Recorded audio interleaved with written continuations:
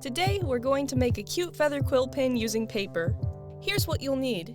A printable feather template. You can find this free printable linked in the description. Paper. Print directly onto colorful paper or print onto white paper and color or decorate it however you like. A pen, double-sided tape or glue, and some sticky notes to match. First, fold the paper in half, cut around the outline of the feather, and set it aside.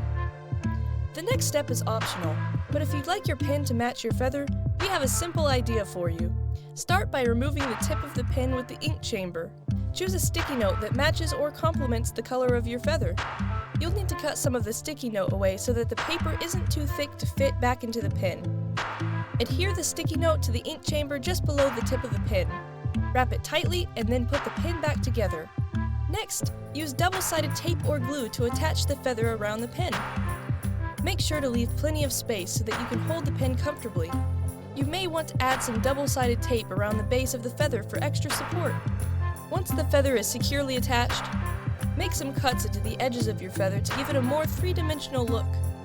After that, replace the pen cap and there you have it. Your adorable feather quill pen is ready to use. Whether jotting down notes, crafting a letter, or just doodling, this pen is sure to brighten your day. Thanks for crafting along with us and happy writing!